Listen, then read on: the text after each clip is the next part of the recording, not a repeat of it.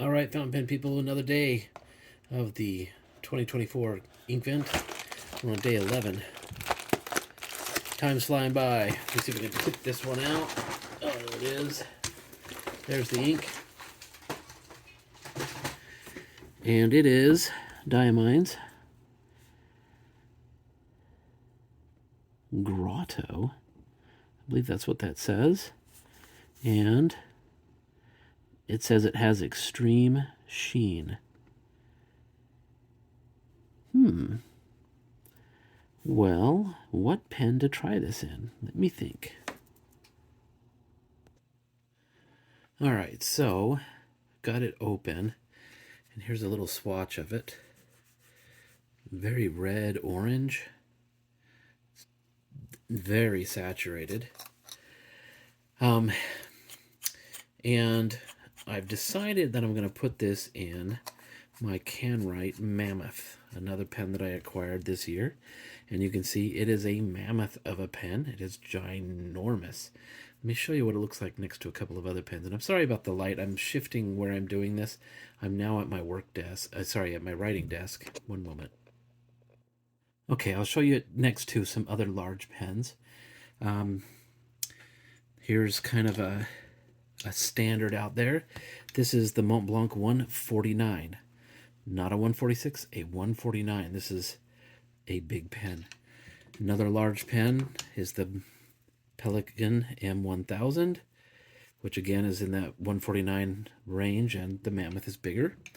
This is the Pilot Custom Urushi, an even bigger pen, but still not as big as that Mammoth.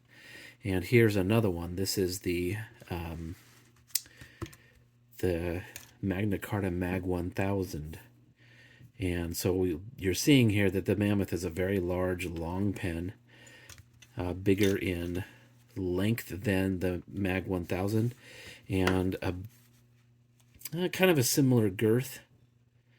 We'll move these smaller but yet large pens out of the way. And as we're doing this, you can see that this ink is drying, and there's getting to be a sheen on it. It's really hard to see in this light. Need to do something about my light issues here. Anyway, it's got kind of a golden green sheen, and it's quite strong. But the thing about the Mammoth is not just the size and length of the pen, but the enormous nib under the hood here. It's a big one. It's bigger than a number 8 or even the large nib in the custom Urushi. The Mammoth is even bigger. However, it is not as big as the beast inside the Mag 1000, which that's just ridiculous. And when I do this one later, because this is another thing I acquired this year, I'll show you it against a Namiki Emperor. Now, this one's got an interesting filling mechanism. Those of you who have or have seen Noodler's pens can recognize some of the stuff going on here. First of all, it's that vegetal resin that Noodler's uses, and it has that odor that people love to hate. And it has kind of a similar screw on converter system, kind of like the some of the Noodler's pens, but this one, instead of being a plunger syringe type filler, this one is a piston. It's just interesting to see one this large, but because this pen is such a monster, it will not fit inside this little tiny bottle. So I'm going to draw some ink up into this, and I hope it'll stay in it. You know, I don't know, this is kind of nuts. Let me get a syringe instead, because that's a bit much. It's a bit of a thing to oh dear, where are my syringes? Oh, here's a little one. Then we'll use this. Just because the opening on this is so large, I don't know if the ink will stay in that. So I'll just draw some up with this little syringe type filler. That's plenty for now. Don't want to get this ink all over my oaken desk here. There's the nib unit. We'll screw this back on. And there's a little O-ring there, and there's some silicone grease on that. And we'll just prime this feed a little bit. Get some ink flowing through it. Boy, the lighting sure is bad. I'm sorry. I'm going to have to figure something out. I love this writing desk, but it doesn't have the light that my other desk does. Okay.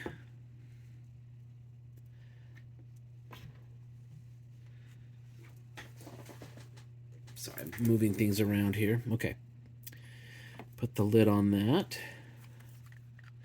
One of the fun things about this Kanwrite Mammoth, Kanwrite, I believe, is the brand that makes Noodler's pens, and they make a lot of nibs, and I know that I have purchased nibs from them that are made out of titanium and out of steel. They have flex versions. They have lots of different grinds. They are decent quality. I believe Noodler's nibs are made by them, and possibly others like FPR, Fountain Pen Revolution, and others might all be made by Kanwrite. I'm not certain, but they make a good pen. And honestly, this is a better performing pen than the Magna Carta pens are. It too has an ebonite feed, a large ebonite feed, obviously, and this very large steel nib. And so let's see how it writes. This is the ink is Diamine Grotto.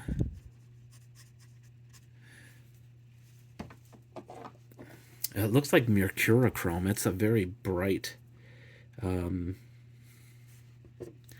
pinkish. I mean, this looks orange, dark reddish orange, and this looks downright pink. I hope it's not because there's water in here that's diluting it. I'm not sure. That would be unfortunate.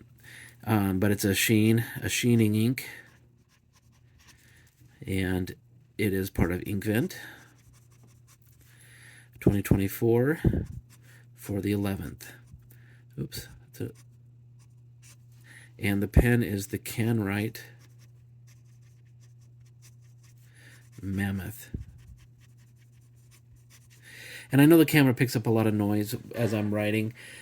It's just the nature of the sound recording. It's really not that loud, and it is quite smooth.